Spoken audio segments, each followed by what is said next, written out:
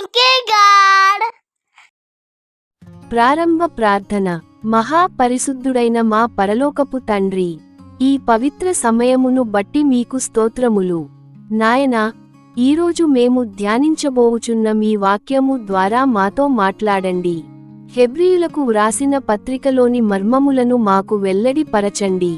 ఈ సందేశం వింటున్న ప్రతి బిడ్డను దీవించి మీ జ్ఞానముతో నింపమని మా ప్రభువైన యేసు క్రీస్తు నామమున అడుగుచున్నాము తండ్రి, ఆమేన్.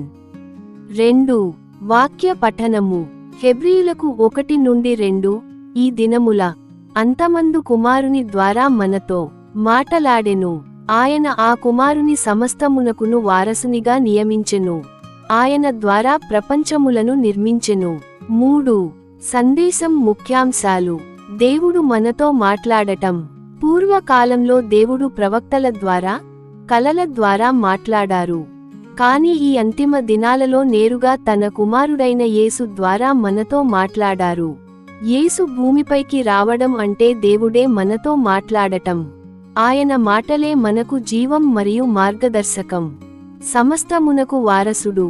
యేసుక్రీస్తు కేవలం ఒక ప్రవక్త మాత్రమే కాదు, ఆయన ఈ విశ్వమంతటికీ వారసుడు.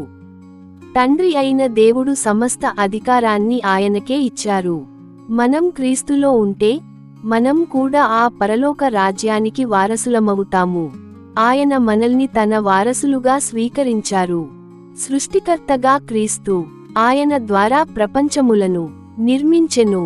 ఈ విశ్వం, ఈ కాలము, యుగములు అన్నీ క్రీస్తు ద్వారానే ఉనికిలోకి వచ్చాయి. ఆయన లేనిదే ఏదీ కలుగలేదు. మన జీవితాలను కూడా నిర్మించగలిగే శక్తి ఆయనకు మాత్రమే ఉంది.